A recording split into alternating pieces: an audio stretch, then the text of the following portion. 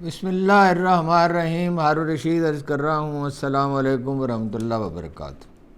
خبریں آج بہت ہیں، کوشش تو کی ہے اختصار کی، لیکن عمران خان کا خط طویل ہے اور اس کی بڑی اہمیت ہے.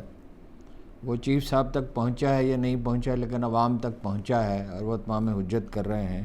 اس کے امپلیکیشنز ہیں. طیب رضوان کا دورہ ہے. انور ابراہیم کا ملائیشیا کے وزیر اعظم انور ابراہیم کا نمائندہ پاکستان پہنچا ہے. اس نے حکومت پاکستان کے لوگوں سے ملاقات کی ہے اور سیاسی لیڈروں سے ملاقاتیں کی ہیں، اور یہ تجویز پیش کی ہے کہ انڈونیشیا، ملائیشیا، پاکستان اور ترکی مل کر فلسطین کے لیے ایک متحدہ معاہد بنائیں. کشمیر کے لیے بھی کام کیا جائے. شیر افضل مروت کا مسئلہ ہے، کیا انہیں مہلت مل سکتی ہے؟ کوشش تو کی جا رہی ہے. علی امین گنڈا پور نے ان کی سفارش کی، عمران خان سے ملے ہیں. امریکہ اور روس میں مفاہمت ہو گئی ہے. تمام اشارے یہ ہیں انہیں یوکرین میں کو شامل نہیں کیا جائے گا نیٹو میں. جو علاقہ وہ فتح کر چکے ان کے حوالے کر دیا جائے گا. روس سے وہ صلح چاہتے ہیں اور ان کی توجہ ہے مشرق وسطیٰ پہ اور چین پہ، اور وہ جانے والے ہیں سعودی عرب. ڈونلڈ ٹرمپ، اس کا نتیجہ کیا نکلتا ہے؟ ابھی تک تو عرب ڈٹے ہوئے ہیں کہ وہ فلسطینیوں کو وہاں سے ان کی اخراج کو قبول نہیں کر سکتے. عدالتی نظام کی تدفین کا عمل جاری ہے اور ایسا لگتا ہے کہ جاری ہی رہے گا. اور ایسا اب تو یہ محسوس ہوتا ہے کہ چیف جسٹس بھی ریلیونٹ ہو گئے، ان کی بات بھی نہیں سنی جا رہی. کل ملائیشیا کے وزیر اعظم انور ابراہیم کے ایک نمائندے نے امیر جماعت اسلامی نعیم الرحمن صاحب سے ملاقات کی اور فلسطین اور کشمیر اور عالم اسلام کے دوسرے مسائل پر تبادلہ خیال کیا. وہ یہ تو آپ کے علم میں ہوگا، جو لوگ پڑھتے رہتے ہیں سنتے ہیں، کہ انور ابراہیم کشمیر پہ بالکل ٹھوس موقف رکھتے ہیں. وہ کشمیر کی آزادی کے حق میں ہیں، پاکستان کے موقف کی تائید کرتے ہیں. وہ پاکستان میں پڑھتے رہے ہیں، پنجاب یونیورسٹی میں، جہاں تک مجھے یاد پڑتا ہے. مگر وہ پاکستان میں تو پڑھتے رہے ہیں، اور میرا خیال ہے پنجاب یونیورسٹی میں ایک صاحب کا خیال کچھ مختلف تھا، لیکن مجھے تو جو ان کے ساتھی تھے انہوں نے بتایا تھا. کوئی لگ بھگ 20-22 برس پہلے میں نے یہ بات عمران خان صاحب کو بتائی اور ان سے کہا انہیں جانا چاہیے وہاں، وہ پاکستان میں انٹرسٹڈ ہیں. عمران خان نے مجھ سے کہا کہ ایک انٹرنیشنل کانفرنس میں ان کی ملاقات ہوئی تھی، لیڈرشپ کانفرنس. وہ ایک تنظیم ہے جو دنیا بھر کے لیڈروں کو بلاتی ہے. اس وقت عمران خان کی کوئی حیثیت نہیں تھی سیاسی، اور مجھے یہ بھی نہیں یاد کہ پارٹی بن چکی تھی یا نہیں. تو مگر وہ کہتے ہیں کہ ان کے ساتھ پدرانہ شفقت کے ساتھ پیش آئے.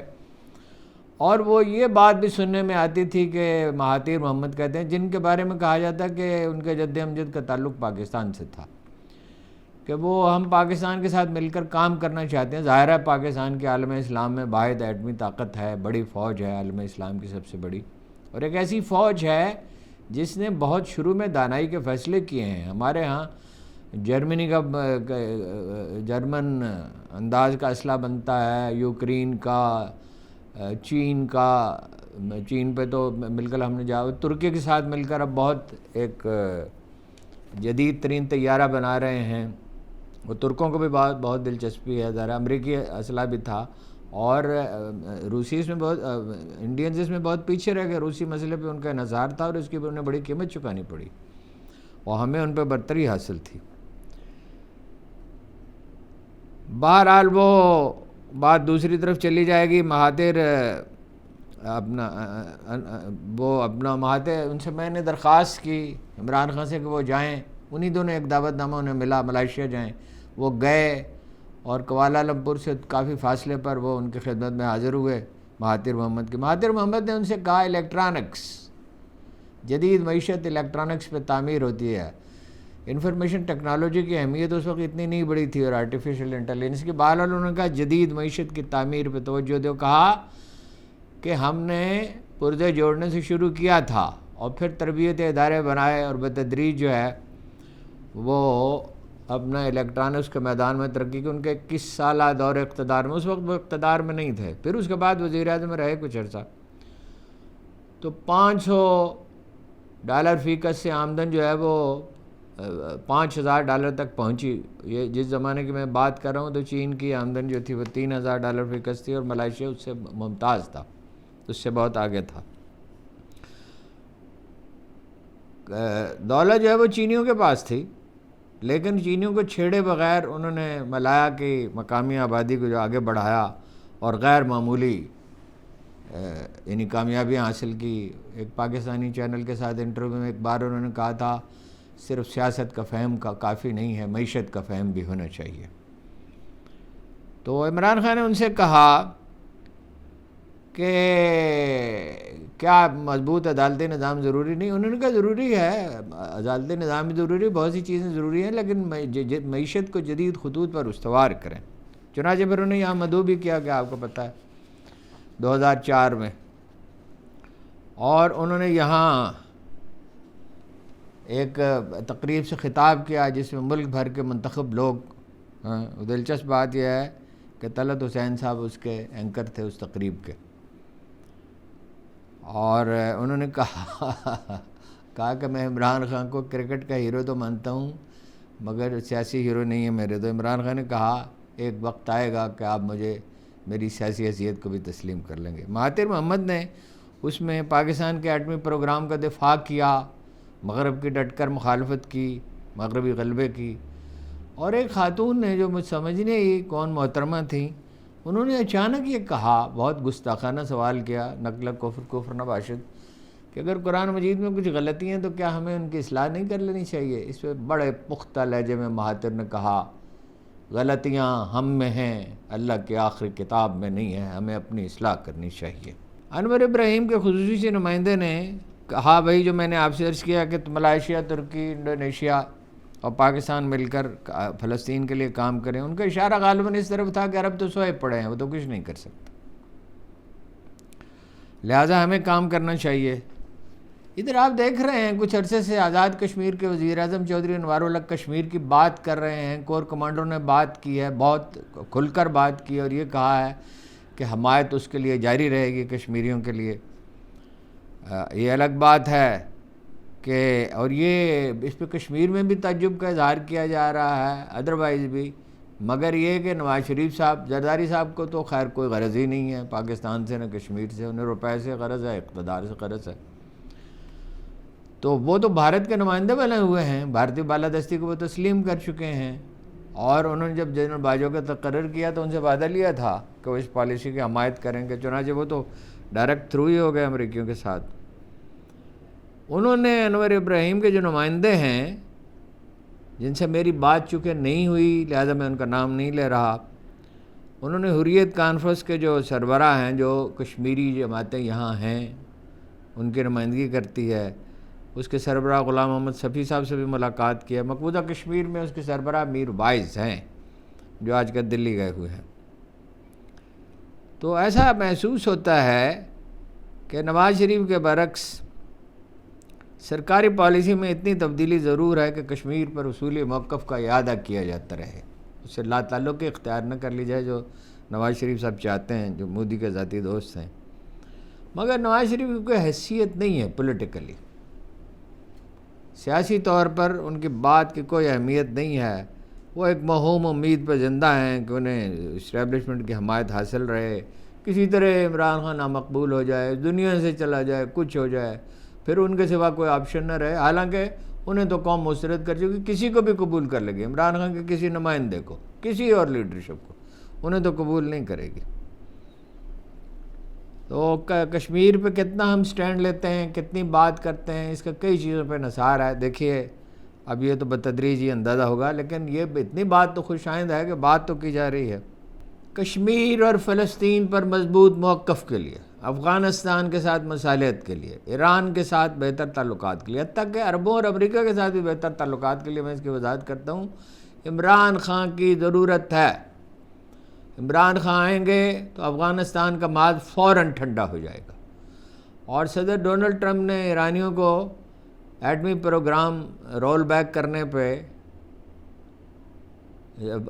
پابندیاں ہٹانے کا اشارہ دیا ہے، مصالحت کا اشارہ دیا، اس کا مطلب پابندیاں اٹھانا. اگر پابندیاں اٹھ جاتی ہیں ایران سے اور ایرانی گیس ہمیں ملنے لگتی ہے تو ہماری صنعت جاگ اٹھے گی. یہ تو بہت بڑی تبدیلی ہوگی۔ امریکہ سے بھی وہ بات کر سکتے ہیں مضبوط لہجے میں، عربوں سے بات کر سکتے ہیں، اور پیوٹن سے تو ان کے ایسا لگتا ہے کہ جیسے ایک ذاتی دوست جیسے تعلقات ہو گئے تھے۔ سی پیک کو محدود کرنے کی جو کوشش ہے، سی پیک پہ تو کام نہیں ہو رہا، اس کو جاری رکھ سکتے ہیں۔ اس اثناء میں مشرق وسطیٰ میں ایک بہت خطرناک کھیل جاری ہے، یعنی میرا ساری گفتگو کا خلاصہ یہ ہے کہ بات ہونی چاہیے اسٹیبلشمنٹ میں عمران خان، وہ کوشش بھی کر رہے ہیں، جو رعایت وہ دے سکتے ہیں دینے کے لیے تیار ہیں، لیکن جھکنے کے لیے اور کارندہ بننے کے لیے تیار نہیں ہیں۔ مشرق وسطیٰ میں ایک بڑا خطرناک کھیل جاری ہے۔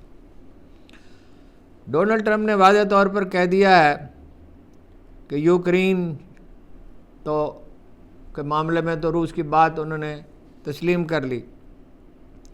جو واحد بحری اڈہ تھا وہ بند کر دیا روسیوں نے، روسی واپس چلے گئے۔ تو ظاہر ہے اس سے کیا واضح ہوتا ہے کہ مشرق وسطیٰ سے وہ نکل جائیں گے اور اس کے بدلے میں یوکرین انہیں مل جائے گا، یعنی یوکرین کو وہ حصہ، اور نیٹو کو میں شامل نہیں کیا جائے گا۔ تو وہ غالباً لانگ ٹرم پلاننگ یہ ہے کہ روسیوں کو الگ کیا جائے چین سے، جو کہ وہ نہیں ہوں گے۔ شام جو ہے وہ تو بالکل سرنڈر کر گیا اسرائیل کے سامنے۔ گولان ہائٹس جہاں پانی ہے، جو بلندی کی وجہ سے جہاں سے دمشق کچھ زیادہ فاصلے پر نہیں ہے، تو اردوان یہ چاہتے تھے، ان کی مدد سے ہوا یہ سب کچھ، اردوان یہ چاہتے تھے کہ وہ سعودی عرب کو ریپلیس کر دیں شام میں، لیکن CIA اپنے پنجے گاڑ چکی تھی۔ انہوں نے کہا ابھی دمشق پہ حملہ نہ کیا جائے باغیوں سے، لیکن انہوں نے ان سے بات کیے بغیر وہ چڑھ دوڑے اور یہ کہا، جا کے اعلان کیا کہ ہمارا اسرائیل سے کوئی جھگڑا ہی نہیں ہے، گولان ہائٹس پہ قبضہ ہے مگر جھگڑا کوئی نہیں ہے۔ تو شام تو بالکل کلیپس کر گیا۔ اردن اور مصر کا، اردن کی معیشت کا تو سارا انحصار جو ہے وہ ان پہ ہے، اور اردن سے کہہ رہا ہے اسرائیل کہ اسے سڑک بنانے کی، سڑک تو موجود ہے، یعنی اس کو وسیع کرنے کی اجازت دی جائے سعودی عرب کے اندر تاکہ وہ جا سکے۔ وہ گریٹر اسرائیل کے منصوبے پہ تو ڈونلڈ ٹرمپ اور نیتن یاہو متفق ہیں، صرف حکمت عملی کا فرق ہے۔ مصر کی مالی مدد اب اتنی نہیں رہی، لیکن اسلحی مدد تو جاری ہے۔ امریکی میڈیا، مورخ، دانشور، تجزیہ کار سب یہی کہہ رہے ہیں کہ فلسطین میں، نہ صرف فلسطین میں خواب پورا نہیں ہو سکتا ڈونلڈ ٹرمپ کا، بلکہ گرین لینڈ میں نہیں ہو سکتا اور کینیڈا کے سلسلے میں نہیں ہو سکتا، لیکن بہرحال کوشش تو وہ جاری رکھیں گے۔ وہ بڑے پراعتماد ہے، کہتے ہیں مصر ہماری بات کیسے نہیں مانے گا، اور سعودی عرب وہ جانے والے ہیں، لیکن ان کے سعودی عرب جانے سے پہلے محمد بن سلمان نے کہا کہ ہم وہ ہیں جنہوں نے تبوک میں شکست دی تھی رومیوں کو۔ اب یہ اشارہ کس طرف ہے؟ یعنی اس وقت کی سپر پاور کو شکست دی تھی۔ اگر تو وہ ڈٹ گئے، کیونکہ وہ گوارا نہیں کر سکتے کہ فلسطینی نہ سعودی عرب کو گوارا کر سکتا ہے، نہ اردن کر سکتا ہے، مصر کر سکتا ہے۔ وہ انقلابی لوگ ہیں، جدوجہد سے گزرے، اول تو وہاں سے انہیں نکالنا ہی مشکل ہوگا۔ یہ جو خواب دن کی روشنی میں دیکھے جاتے ہیں، کوئی اس کو نہیں مانتا کہ یہ ہو سکے گا، اور اگر وہاں وہ چلے جاتے ہیں تو ان حکومتوں کے لیے تو مسائل پیدا ہوں گے۔ وہ تو چپ کر کے بیٹھنے والے نہیں ہیں، اول تو میں نے کہا وہاں سے نکال ہی نہیں سکتے۔ لیکن خطرہ کس سے ہے؟ وہ کس کو اپنا دشمن سمجھتے؟ پاکستان کو اپنا دشمن سمجھتے، اور ان کی نصابی کتب میں یہ بات شامل ہے شروع سے آخر تک کہ پاکستان سے خطرہ۔ پاکستان پہ انہوں نے حملے کے منصوبے بنائے انڈیا سے مل کے۔ وہ تو جب ہم نے F-16 حاصل کر لیے تو پاک فضائیہ نے ضیاء الحق کو بتا دیا کہ اب اگر وہ حملہ کریں گے، اگر ہمیں پتہ چلو اس سے پہلے ان کے ایٹمی تنصیبات پہ ہم حملہ کر دیں گے۔ یہ بات ان کو بتا دی گئی، اور جب یہاں حملہ کرنے والے تھے تو ضیاء الحق نے میسج بھیجا کہ ہمیں معلوم ہے اور اس کی قیمت آپ کو چکانی پڑے گی۔ ویسے پاکستان کی ایٹمی تنصیبات پہ حملہ آسان رہا نہیں ہے، اس کی نوعیت ہی بدل گئی ہے۔ وہ یعنی کہوٹا اس کا مرکز نہیں رہا، ایک لحاظ سے ہے بھی لیکن حتمی مرکز نہیں رہا۔ لیکن ڈونلڈ ٹرمپ کی یہ کوشش ہوگی، اسرائیل کی یہ کوشش ہوگی کہ نہ صرف اسرائیل کو سعودی عرب تسلیم کرے پاکستان سے بھی تسلیم کرے. 25% ترسیلات زر کم از کم سعودی عرب سے آتی ہیں. آپ کو یاد ہے جب کوالالمپور رضوان طیب رضوان اور مہاتیر محمد کی خواہش پر عمران خان نے کوالالمپور کا قصد کیا تو انہیں دھمکی دی گئی کہ پاکستانی کارکنوں کو نکال دیا. نکالا تو نہیں جا سکتا تھا، لیکن بہرحال وہ ایک زہر کا گھونٹ پینا پڑا عمران خان کو اور وہ وہاں نہیں گئے. تو اگر تو محمد بن سلمان ڈٹ گئے تو سچویشن مختلف ہوگی، اور میرا خیال ہے کہ وہ ان کے پاس آپشن نہیں ہے. عرب عوام اس کو قبول نہیں کریں گے، بغاوتیں ہو سکتی ہیں، کچھ بھی ہو سکتا ہے. تو کسی یقین دہانی کے بغیر تو وہ نہیں جائیں گے، ممکن ہے دورہ جو ہے وہ ملتوی ہو جائے. اس پر بہت تفصیل کے ساتھ بات کرنے کی ضرورت ہے. اردنی فوج کی حالت کیا ہے، سعودی فوج کی حالت کیا ہے، مصری فوج کی حالت کیا ہے، عرب عوام کیا سوچتے ہیں، کیوں عالم عرب میں عمران خان اتنے مقبول ہیں جو سروے ہوا تھا پچھلے برس، اور اس کے کیا اثرات ہیں، اور عرب حکومتوں کو کیا خطرات لاحق ہو سکتے ہیں. وہ تو خواب و خیال کی دنیا میں رہتے ہیں، نیم پاگل آدمی ہے. اس کا تو کوئی پراپر تجزیہ نہیں کیا گیا. کسی دن میں کوشش کروں گا ڈونلڈ ٹرمپ کا. ہمارے لوگوں نے ان سے امیدیں وابستہ کر رکھی ہیں جو وہ اگر چاہیں بھی، اول تو وہ اب خاموش ہیں ڈونلڈ ٹرمپ اور ان کی ٹیم. کبھی کبھی کوئی کانگریس مین بات کرتا ہے تو امریکی اسٹیبلشمنٹ تو اپنا عمران خان کو پسند نہیں کرتی. ان کے لیے تو یہی بلکہ وہ یہ چاہیں گے کہ افغانستان کے ساتھ تصادم ہو پاکستان کا. دیکھیے امریکہ میں یہ تھیوری فلوٹ کی جا رہی ہے کہ پاکستان امریکہ کو انگیج کر کے افغانستان کی جنگ میں الجھانا چاہتا ہے. ڈونلڈ ٹرمپ تو نہیں الجھنا چاہتا کسی جنگ میں.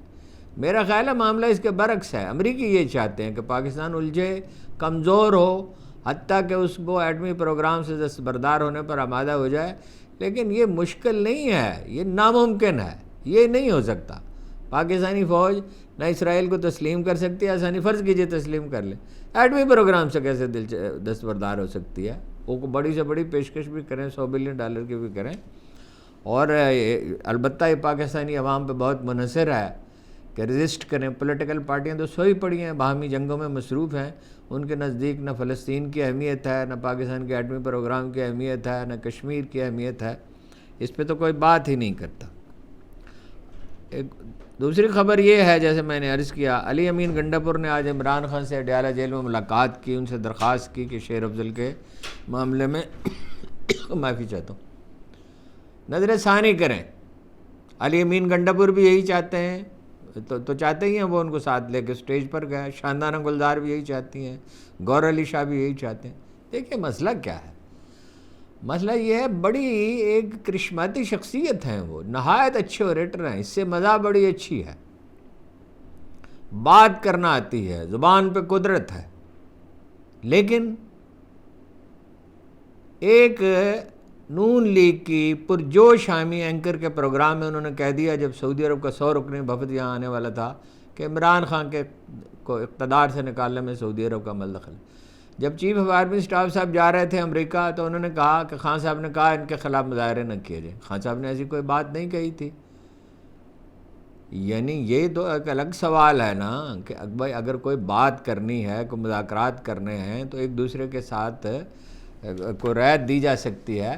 لیکن یہ بات خان صاحب نے کہی نہیں تھی. چنانچہ 6-7 بار ان سے کہا گیا کہ پھر وہ شعیب شاہین کو، راجہ سلیمان اکرم کو سے الجھتے ہیں اور کوئی اس کی دلیل نہیں دیتے کہ شعیب شاہین جو ہے وہ پارٹی کے غدار ہیں. شعیب شاہین کیسے غدار ہوگا؟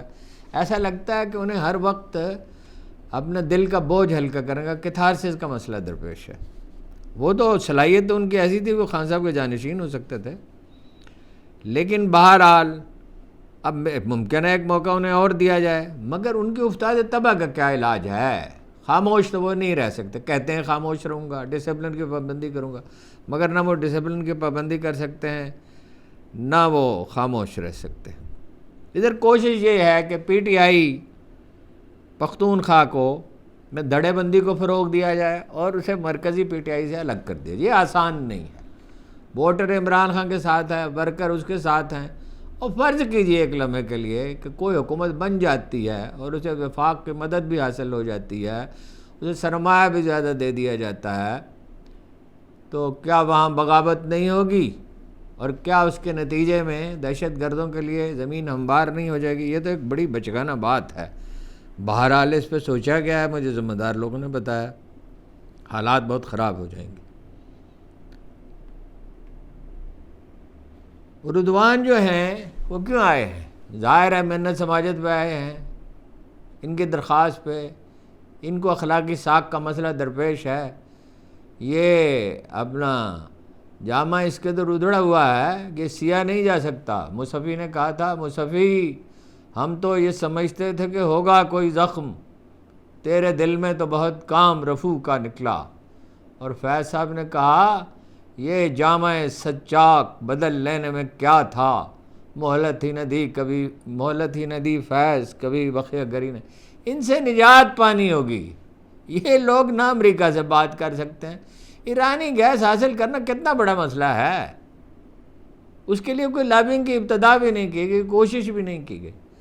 مہاتیر کا دوسری یہ اپنا ساری اور طیب رضوان کا معاملہ یہ نہیں ہے کہ ان کے تعلقات جو ہیں وہ کسی خاص پارٹی کے ساتھ ہیں۔ ہمدردیاں تو ان کی آبویسلی عمران، ان کی کیا ساری دنیا کی ان کے ساتھ ہیں، عالم عربی نہیں، عالم اسلامی نہیں، ساری دنیا میں عمران خان جو ہے وہ پسندیدہ لیڈر سمجھے جاتے ہیں۔ لیکن ظاہر ہے وہ اعلان یہ بات تو نہیں کر سکتے، وہ اپنے ساتھ کافی لوگوں کو لے کے آ رہے ہیں، پاکستان سے تعلقات بہتر بنانا چاہتے ہیں، اچھے وقت کا انتظار کریں گے کہ یہاں کوئی استحکام ہو۔ شہباز شریف کے ساتھ وہ سردمہری سے پیش آئے تھے جب وہ گئے پاکستان، ان کے چین کے ساتھ مل کر ایک بہت اعلیٰ جدید طیارہ بنا رہا ہے، اور ہمارے ٹینک تو جو ظاہر ہے آپ کو پتہ ہی ہے، اور جو طیارے F-17 ہم نے بنائے ہیں J-17 وہ چین کی مدد سے بنائے ہیں۔ چین بھی صبر سے انتظار کرے گا، ترکی بھی انتظار کرے گا۔ اب اس دورے میں سے کیا نکلتا ہے یہ رفتہ رفتہ پتہ چلے گا۔ عدالتی محاذ پر آپ کو پتہ ہے کہ جسٹس سرفراز صاحب کو اسلام آباد ہائی کورٹ کا چیف جسٹس بنا دیا گیا ہے، اور خبر یہ ہے، ذمہ دار اخبار میں یہ کہتے ہیں بلوچستان میں پہلے ہی ہو چکا، سندھ میں ہو چکا، پنجاب میں ہو چکا، پختونخوا میں تو دوسرے نمبر پہ جو صاحب جاوید تھے انہیں بنا دیا گیا چیف جسٹس، وہ نون لیگ کے وکیل رہ چکے ہیں بطور وکیل کے، اور انہوں نے فیصلہ دیا تھا کہ خصوصی سیٹیں جو ہیں جو پی ٹی آئی کا حق تھا کہ اسے نہ دی جائیں، اور ابھی تک اس پہ عمل نہیں ہونا، سینٹ کے الیکشن نہیں ہوئے، خیر اس میں سے تو ان کا تعلق نہیں ہے۔ تو یہ اپنی پسند کے چیف جسٹس کو بھی اتنا اختیار دینے، ان کی خواہش یہ تھی کہ جسٹس ڈوگر صاحب کو، سرفراز ڈوگر صاحب کو فوری طور پہ چیف جسٹس نہ بنایا جائے، انتظار کیا جائے، لیکن ان کی بات نہیں مانی گئی اور نوٹیفیکیشن جاری کروا دیا گیا۔ تو اگر اپنے پسندیدہ چیف جسٹس کو اتنا اختیار بھی دینے کے لیے تیار نہیں ہے اور عدلیہ کو مٹھی میں بند کرنا چاہتے ہیں تو اس کا نتیجہ کیا ہوگا؟ یہ بھی افواہیں ہیں کہ چیف جسٹس صاحب سے اٹارنی جنرل منصور عوان کے درمیان بھی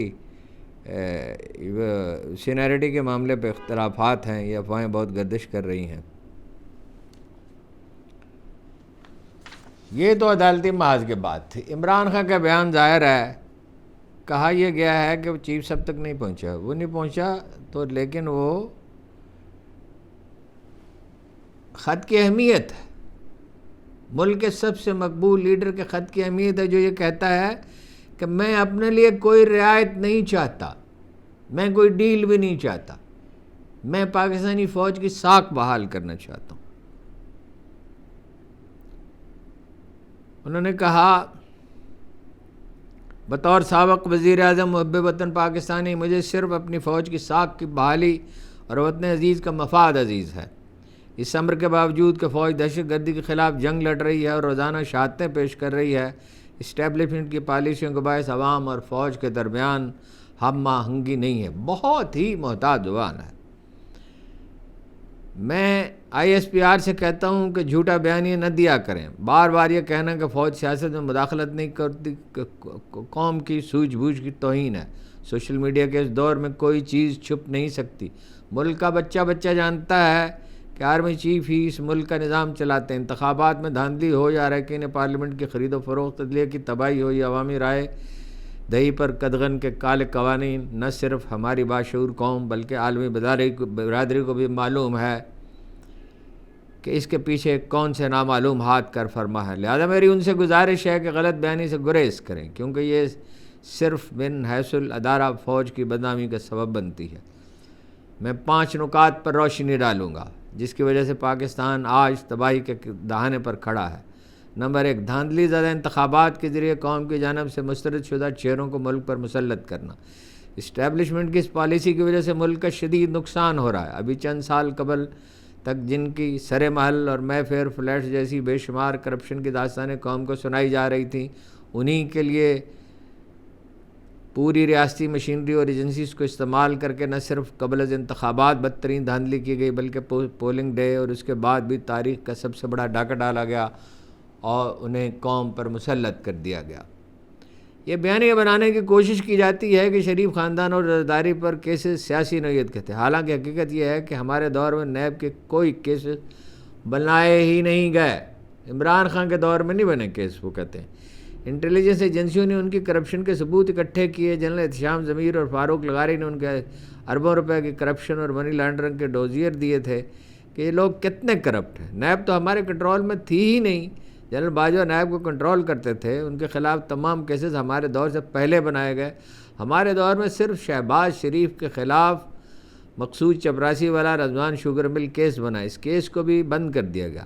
قوم نے دیکھا کہ انہیں انہی نیب زدہ چہروں کو ڈیل کی ڈرائی کلیننگ مشین سے گزار کر دوبارہ پاکستان پر مسلط کر دیا گیا۔ نیب ترامیم کے ذریعے NRO دینے کے اس عمل سے ملک کی معیشت کو 1100 ارب روپے کا نقصان ہوا۔ اس فراڈ کے تانے بانے ملائیں تو تمام کٹ پتلیوں کی ڈوریاں ایک ہی ہاتھ کی طرف جاتی ہیں اور اس کا سارا نزلہ فوج پہ گر رہا ہے۔ نمبر 2، جمہوریت کا خاتمہ۔ جمہوریت اخلاقیات پر چلتی ہے۔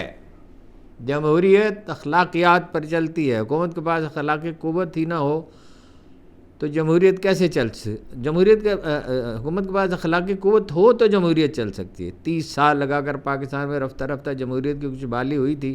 عدلیہ مسلسل جد و جہد سے خود مختار ہوئی تھی اور میڈیا کچھ آزاد ہوا تھا اور ملک بہتری کی طرف جا رہا تھا۔ لیکن پہلی سازش سے ہماری حکومت کو ہٹایا گیا، پھر نہ صرف ایک جعلی حکومت کو مسلط کیا گیا بلکہ ان کو دوبارہ ملک پر مسلط کرنے کے لیے آئین توڑا گیا، انتخابات ملتوی کیے گئے، الیکشن سے پہلے ہر حربہ آزمایا گیا، قاضی فائز عیسیٰ کے ذریعے ہمارا نشان چھینا گیا، ہمارے ترجیحی امیدواروں کو میدان سے ہٹوایا گیا، حتیٰ کہ الیکشن کمپین تک نہ کرنے دی گئی۔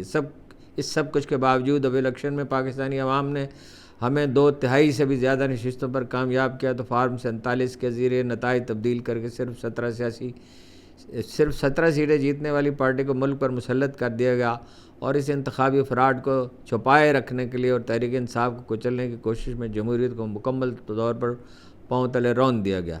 الیکشن آڈٹ کے خود مختار ادارے پتن کی رپورٹ اس سلسلے میں سب کی آنکھیں کھول دینے کے لیے کافی ہے کہ کیسے اس ملک میں جمہوریت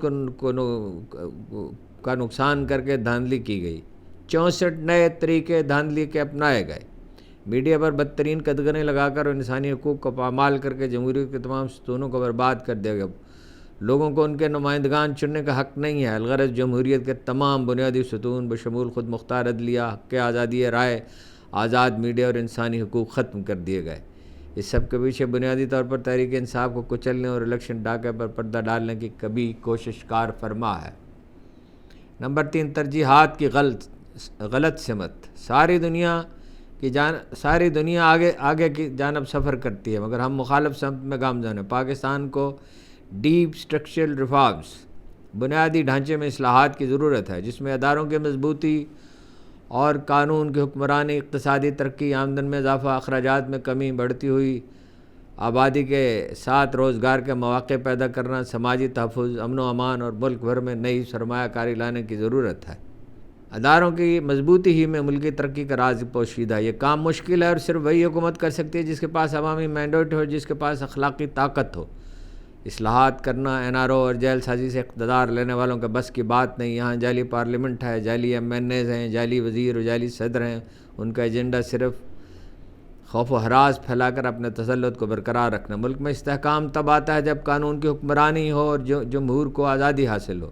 یہاں تو 21ویں صدی میں یہ حال ہے کہ انٹرنیٹ تک بندش کا شکار ہے۔ آئی ٹی ٹی کے اس دور میں لوگ نہ صرف تعلیمی اور سماجی بلکہ معاشی طور پر بھی انٹرنیٹ پر منحصر ہیں۔ اس کے منقطع ہو جانے سے پہلی معیشت تباہی کے دہانے پر پہنچ گئی تھی۔ ورلڈ جسٹس پروجیکٹ کے رول آف لا انڈیکس میں ہم 26ویں ترمیم کے بعد صرف گنتی کے چند ممالک سے آگے ہیں۔ دی اکانومسٹ کے انٹیلیجنس یونٹ کے ڈیموکریسی انڈیکس میں ہم ہائبرڈ نظام سے آمرانہ استبدادی نظام کی جانب گامزن ہیں۔ اس طرح ملک میں امن صرف تب آئے گا جب اپنے پڑوسی ممالک سے تعلقات کی پالیسیوں کو بہتر کریں گے اور پاکستان کے افغانستان کی طرف اشارہ میرا اور پاکستان کے مفادات کو سامنے رکھ کر پالیسیاں بنائی جائیں گی۔